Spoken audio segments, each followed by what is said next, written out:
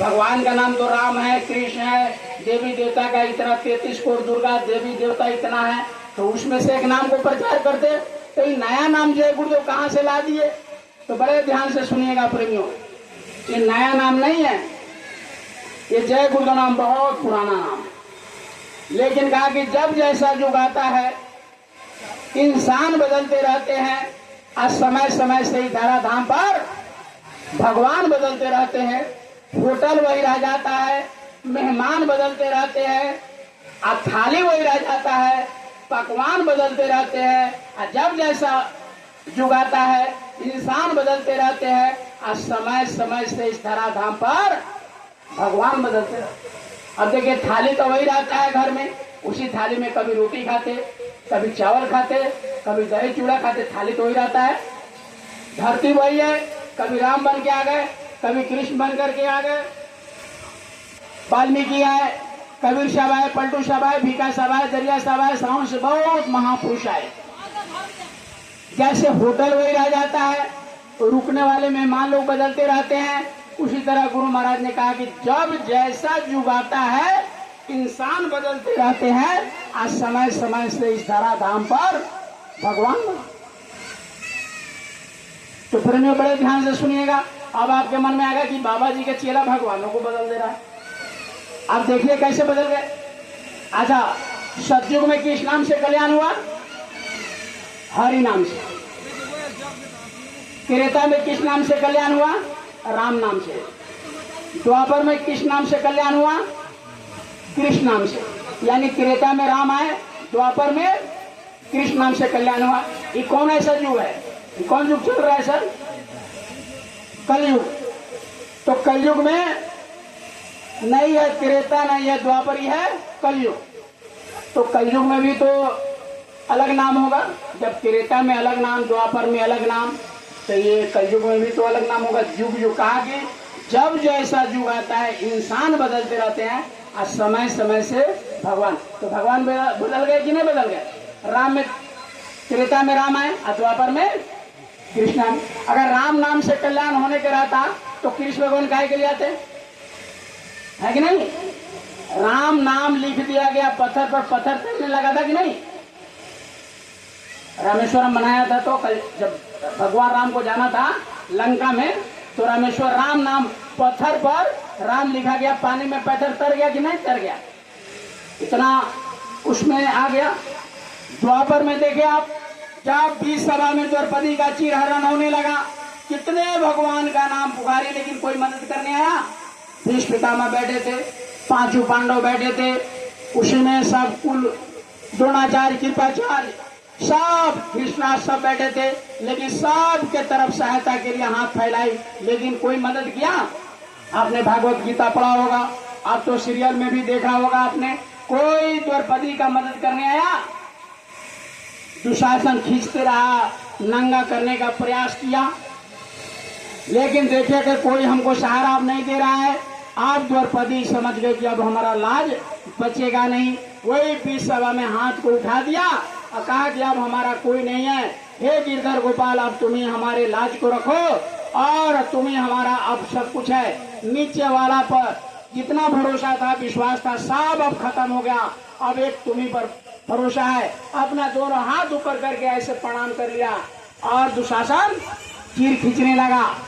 प्रेमियों खींचते खींचते खींचते खींचते खींचते साड़ी का अंबार लग गया, लेकिन द्रौपदी को नंगा कर सका क्या भाई साहब? नहीं कर सका, क्योंकि उधर से कृष्ण भगवान ने साड़ी को क्या किया? कनेक्शन कर दिया, ज्वाइन करा दिया।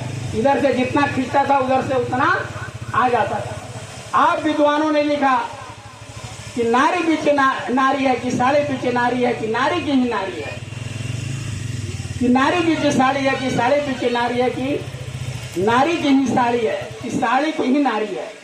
समझ नहीं आ रहा है कि नारी साड़ी से ही बना है क्या? इतना 70 हाथी का बल रखने वाला दुशासन खींचते खींचते बेहोश होकर पछाड़ खा के मर गया, गिर गया। मारा नहीं लेकिन बेहोश हो गया। तो प्रेमियों, उस समय कृष्ण भगवान कृष्ण नाम से भगवान अवतार लिए थे, इसलिए सारे देवी देवता का नाम लिए, लेकिन कोई नाम काम में नहीं आया। लेकिन जैसे कृष्ण कृष्ण पुकारे, उस समय कृष्ण नाम से जागृत हुए थे भगवान।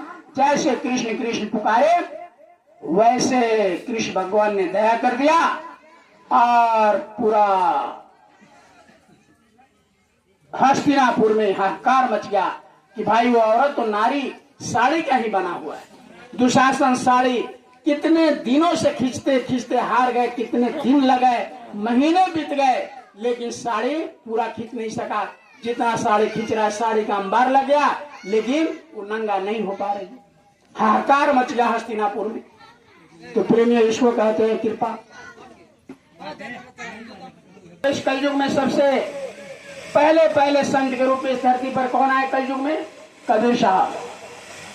जब कबीर साहब आए, जब यहाँ आए थे तो लोग इसी तरह भटक गए, आज भटक गए हैं। कोई भगवान को याद नहीं करते। कोई गोबर में भगवान को खोज रहा है, कोई पत्थर में खोज रहा है, कोई पानी में खोज रहा है, कोई मिट्टी में खोज रहा है, कहीं खोज रहा है। भगवान का कहीं दर्शन किसी को नहीं हो रहा है। तो जब ऐसा युग आता है, समय कोई न कोई ऊपर से शक्ति प्रभु के आ जाते हैं और वो साधना करते हैं। साधना करके उस मालिक को प्राप्त करते हैं, और जब मालिक प्राप्त हो जाते हैं तो वो कहते हैं कि चाहे तुम जिस नाम से पुकारो, मैं उसी नाम से तुमको मदद करूंगा। तो जब कबीर साहब आए, बहुत रोए उस मालिक के लिए, बहुत तड़पे, बहुत साधना किए, रात रात भर रोते थे। जब दीदार हुआ उस मालिक का, प्रभु का, तो कहे कि क्यों रोते हो, क्यों चिल्ला रहे हो? कहा कि आज का इंसान भटक गया, आप पर कोई भरोसा नहीं कर रहा, सब झूठ फरेब लबरई चंटाई चलकई में लगा हुआ है। आप कोई ऐसा अपना नाम बताइए कि मैं उस नाम का प्रचार करके आपका भक्ति कराऊं। कहा कि चाहे तुम जिस नाम से पुकारोगे, मैं उसी नाम से मिलूंगा। कबीर साहब ने साहब नाम को जगाया।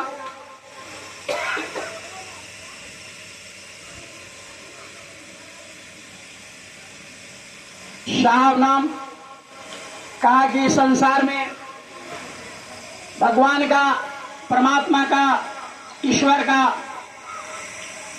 ये नाम कबीर साहब ने कहा कि साहब, हे भगवान, हे प्रभु, दुनिया में कलेक्टर साहब, मास्टर साहब, एसपी साहब, डीएम साहब, सब साहब है, लेकिन सबके साहब कौन है? इस दुनिया में जितने भी साहब हैं, वो सबके साहब कौन है? भगवान है। तो कबीर साहब ने कहा कि सबके साहब आप हैं, आपका नाम ही साहब रखें। कबीर साहब ने कहा कि आपको साहब नाम से पुकारेंगे। देखिएगा, जितने भी कबीर मत के लोग मिलते हैं, एक दूसरे से मिलेंगे तो क्या बोलते हैं? साहब बंदगी, साहब बंदगी, ऐसे प्रणाम करते। त्रेता में राम नाम से कल्याण हुआ था। त्रेता में जब एक दूसरे से लोग मिलते, क्या राम राम राम राम, तो उसी तरह द्वापर में कृष्ण को राधे राधे राधे राधे, अभी भी बोलते हैं राम राम, अभी भी राधे राधे बोलते हैं, लेकिन ये नाम कब का है? द्वापर का, त्रेता का है। जब कबीर साहब आए तो अब कहते हैं साहब बंदगी, साहब बंदगी। जब कबीर साहब चले गए प्रेमियों, तो उनके बाद एक मीराबाई आई। मीराबाई ने गिरधर गोपाल नाम जगाया। वो भी बहुत साधना की, बहुत। वो तो इतना रोती थी उस मालिक के लिए, प्रभु के लिए, कि उनकी तकिया, यानी सिरानी तकिया लगाते ना, भीग जाता था। कहे कि दरस बिन दुख खाने लागे ने, एक टक टकी पथ निहारू, भय छा मासी रैन, दरस बिन दुख खाने लागे ने। रात रात भर रोती थी उस प्रभु के लिए, परमात्मा के लिए, ध्यान साधना में बैठ करके याद करती थी। जब तक भगवान का दर्शन नहीं होता था, रोती रहती थी। क्योंकि प्रेमियों, भगवान इतने आसानी से नहीं मिलते। कहा कि हंस हंस कोई ना पाया, और जिन पाया जिन रोए, जो पाया वो रो कर पाया। हंस हंस के कंत मिले तो दुआगिन कोई हुए। कौन दुआगिन होगा? अगर हंस के पात्र, तो सब लोगों ने रोया। कबीर साहब भी रोए, मीराबाई भी रोई। तो मीराबाई आई रो रो कर जब मालिक को प्राप्त की तो गिरधर गोपाल नाम रख दिया। उसके बाद में इस धरती पर ईसा मसीह आए, उन्होंने भी साधना किया, साधना करके मालिक को प्राप्त किया, तो उन्होंने उस मालिक का नाम क्या रखा? गॉड। ईसा मसीह ने क्या नाम रखा?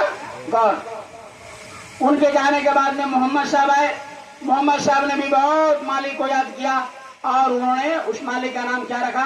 खुदा। मोहम्मद साहब ने उस मालिक का नाम खुदा रखा। उनके जाने के बाद में इधर एक संत है, उनका नाम था शिवदयाल जी महाराज। उन्होंने भी साधना किया, उस मालिक को प्राप्त किया जीते जी। मालिक ने कहा कि क्यों याद कर रहे हो? कहा कि कोई नाम, कोई ऐसा अपने शक्ति, कहा कि उस नाम का चर्चा करे, उस नाम का ले तो इंसान आपका एहसास करे, भगवान का शक्ति का एहसास करे। आज सारा इंसान भटक गया, काम में, धंधे में, बाल में, बच्चे में, सब भूल गए। कोई प्रभु को याद नहीं करता, कोई प्रभु के लिए रोता नहीं। तो प्रभु ने कहा कि तब क्या चाहते हो? कहा कि कोई सरकार नाम, कहा कि जाए तो जिस नाम से पुकारो। तो शिवदयाल जी महाराज ने भगवान का क्या नाम रखा? राधा स्वामी। राधा माने आत्मा, स्वामी मीन्स परमात्मा। यानी कहा कि इस आत्मा नीचे धरती पर जो जितने जीव हैं वो सब राधा है और आप उसके स्वामी हो। तो उन्होंने एक साथ मिला दिया राधा स्वामी, राधा स्वामी। आज भी राधा स्वामी के मत के लोग बहुत मिलते हैं, एक दूसरे को कहते राधा स्वामी, राधा स्वामी, राधा स्वामी। प्रेमियों, उनके जाने के बाद आप जिनका तस्वीर देख रहे हैं, इस धरती पर बाबा जय गुरुदेव जी महाराज पधारे। इन्होंने तो इतना साधना किया कि अगर इनके बारे में प्रेमियों बताएं तो रात हो जाएगा, ये सूर्यास्त हो जाएगा। 48 घंटा, 42 घंटा ऐसे बैठते रहते थे, उस मालिक के लिए रोते रहते। क्यों? क्योंकि जब ये छोटे थे, 6-7 बरस के थे, तो इनके पिताजी गुजर गए। थोड़े दिन के बाद इनकी माँ गुजर गई, और माँ जब गुजरने के पहले इनको बुलाए, खेल रहे थे, इस जांग पर उठा करके माँ कहे कि बेटा देखो मेरा समय पूरा हो गया है, अब मैं इस धरती पर ज्यादा दिन का मेहमान नहीं हूँ, अब मैं इस धरती से जाने वाला हूँ, लेकिन तुम मेरा एक बात मान लेना, तुम शादी मत करना और जीते जी उस मालिक को प्राप्त कर लेना। गुरु महाराज बहुत छोटे थे। गुरु महाराज कहते थे कि हमको तो माँ का शक्ल याद नहीं है, लेकिन के सहलाते ये बात हमको याद है। माँ बोली थी कि बेटा तुम शादी मत करना, दुनिया के चकाचौंध में मत पड़ना, जीते जी ये शरीर से भगवान को प्राप्त कर लेना। तो गुरु महाराज ने बचपन से ही भगवान के खोज में निकल गए। देवी को, देवता को, मठ को, मंदिर को, मस्जिद को, दुनिया के, हिंदुस्तान के कोई ऐसा बड़ा बड़ा मजहब नहीं है कि जहाँ जाकर गुरु महाराज ने सेवा नहीं किया और मेहनत नहीं किया लेकिन कहीं भगवान नहीं मिले।